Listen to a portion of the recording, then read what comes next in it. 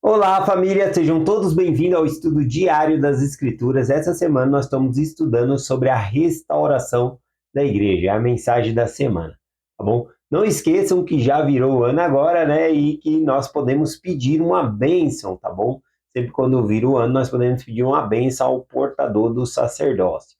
Então, aproveitem aí seus ministradores, élderes, né? O patriarca da família, tá bom? Para nós pedirmos nossa bênção aí.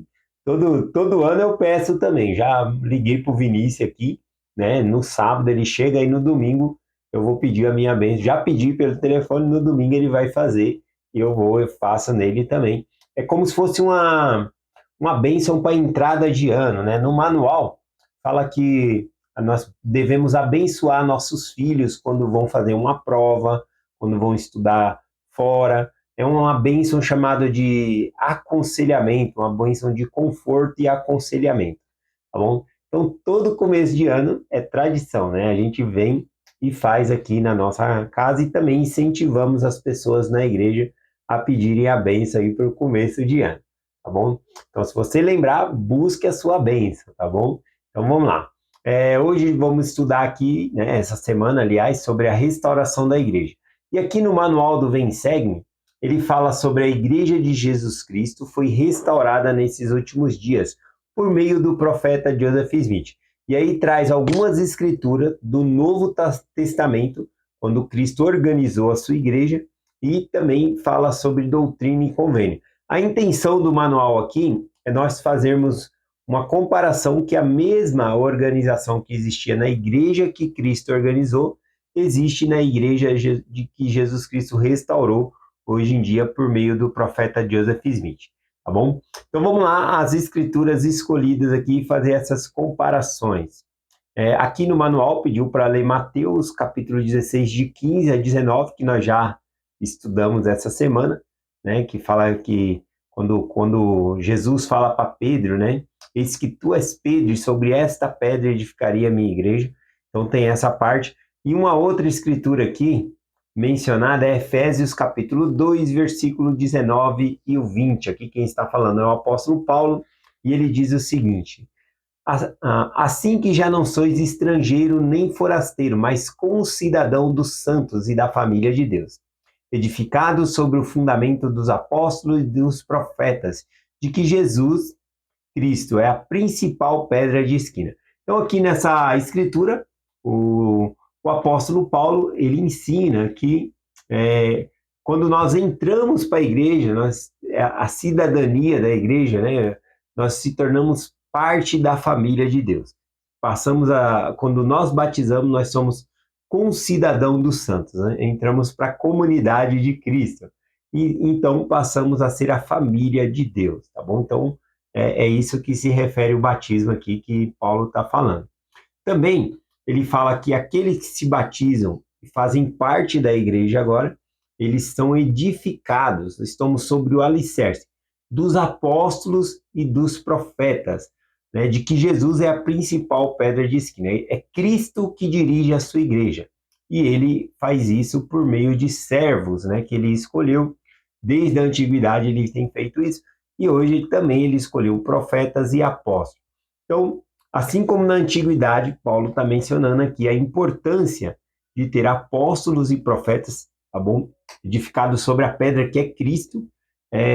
Então ele está falando dessa importância. Esse ensinamento é importante porque a gente vê alguns pregadores dizendo que não, só a palavra é suficiente, né? Que a palavra por si só, que não precisa mais ter apóstolos como na antiguidade. Mas essa escritura mostra que a igreja de Cristo tinha apóstolos e profetas, tá bom? E para acompanhar essa escritura, aqui na igreja de Cristo atualmente também tem profetas e apóstolos. Vou compartilhar com vocês aqui Doutrina e Convênio 18, versículo 38 e 39, não, 37 e 38 diz assim: Eis que eu dou a ti, Oliver Cowdery, e também a David Whitney, o encargo de procurar 12 que terão o desejo que mencionei. Por seus desejos e suas obras os conhecereis. Aqui então a gente vê um mandamento dado por Deus, né, por meio de Joseph Smith, a Oliver Cowdery e também David Whittier, para eles chamarem 12, completar um coro de 12 apóstolos. Então, na igreja de Jesus Cristo, na antiguidade tinha 12 apóstolos, na igreja que a gente vê Joseph Smith designando ali, por meio do Senhor, Oliver Cowdery e David Whittier a formar o coro dos 12 apóstolos, tá bom? Mas não era para eles escolher da maneira que eles quisessem. O Senhor colocou aqui a maneira que deveria ser, tá bom? Por isso que ele fala aqui da maneira que mencionei. Ele havia mencionado antes que seria os 12, né? Seria aqueles que desejaram tomar o seu nome sobre si com todo o coração, tá bom? E também ele mencionou aqui que pelas obras os conhecereis. Então não é só ter tomado o nome de Cristo sobre si e sido batizado, mas pelas obras que se faz. Isso era para identificar os apóstolos que seriam chamados, tá bom?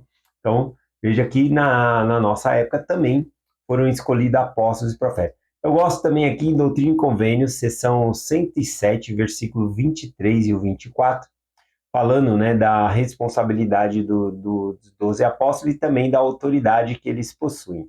Diz assim: os 12 conselheiros viajantes são chamados para ser os 12 apóstolos. Então aqui está falando do coro, né, dos 12 apóstolos. Ou seja, testemunhas especiais em nome de Cristo ao mundo todo, diferindo-se assim de outros oficiais da igreja nos deveres e no seu chamado. E eles formam um coro igual em autoridade e o poder dos 3 presidentes previamente mencionados. Então, um pouco para cima aqui mencionou também a primeira presidência. Então, na Igreja de Jesus Cristo tem o coro, os 12 apóstolos, mas acima do coro existe uma presidência, que é a primeira presidência, que é formado do profeta e 2 apóstolos também, tá bom? Então, nós temos aí o coro dos 12 apóstolos e a primeira presidência.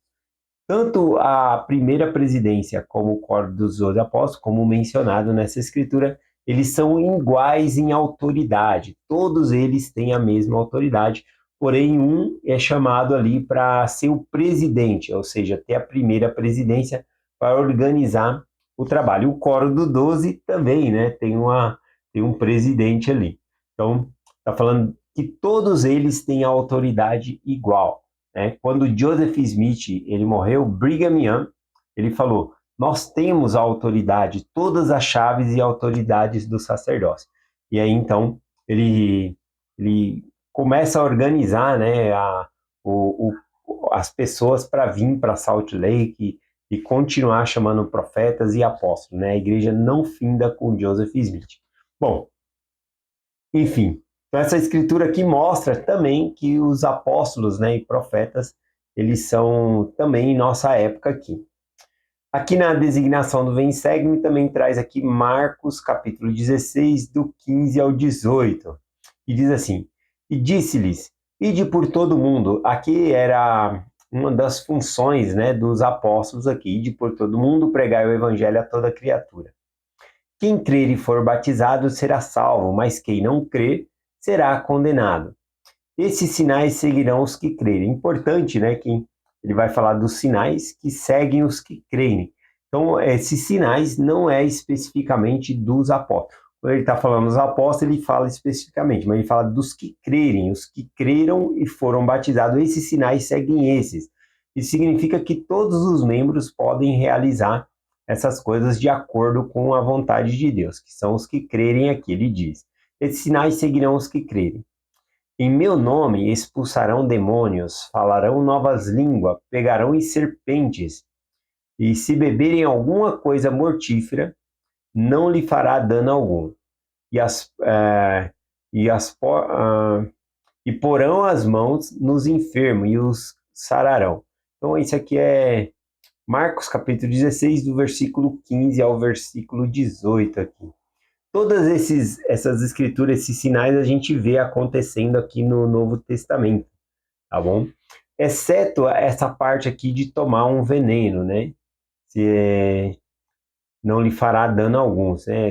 Se beber alguma coisa mortífera, ou seja, algum veneno, todos os outros sinais aqui tem no Novo Testamento se nós procurarmos referência, tá bom? Mas não tem no Novo Testamento uma parte que os apóstolos beberam veneno e não morreram, né? Existe história, né, dos primeiros cristãos de que alguns apóstolos foram forçados a beber veneno e não lhe fez dano nenhum, mas não são livros canonizados, não são histórias que estão dentro da Bíblia, tá bom? Mas se a palavra de Deus, ela fala aqui, né, que se eles bebessem alguma coisa mortífera não lhe faria dano algum, assim seria, tá bom? Eles não morreriam. Em Doutrina e Convênio, falando sobre esses mesmos sinais aqui, maravilhas, diz o seguinte, 84, Doutrina e Convênio, seção 84, do versículo 64 ao 72, né, fazendo comparação aqui com Marcos. Portanto, como disse a meus apóstolos, também digo a toda a alma que acreditar em vossas palavras e for batizada pela água para a remissão de pecados, receberá o Espírito Santo.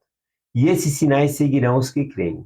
Em meu nome realizarão muitas obras maravilhosas. Em meu nome expulsarão demônios, e em meu nome curarão os enfermos. E em meu nome abrirão os olhos do cego e os ouvidos dos surdos. E a língua dos mudos falará. E se algum homem lhe administrar veneno, não lhe fará mal algum, né? E o veneno da serpente não terá poder para lhe fazer mal.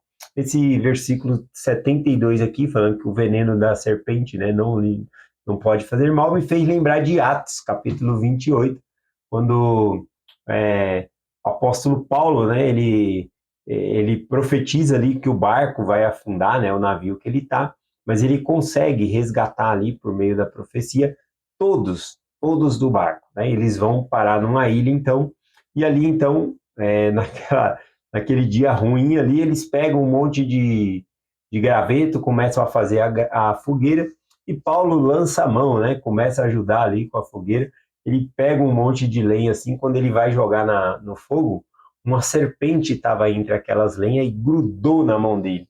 E aí ele balança assim no fogo para a serpente soltar. E aí aquelas tripulantes do navio, né, pegaram e falaram assim, esse homem é um suicida, né? Ele escapou do naufrágio, né, de morrer no navio, mas Deus está punindo ele, né? Ele vai morrer aqui pelo veneno dessa serpente. Eles ficaram esperando para ver Paulo cair morto, mas isso não aconteceu, né? E aí eles começaram a falar, esse homem é um Deus. Não, essa é a promessa que Cristo havia feito, de que se alguma serpente venenosa picasse, que não lhe faria mal algum, tá bom? Então, os mesmos sinais e maravilhas que existiu na antiguidade também existe hoje.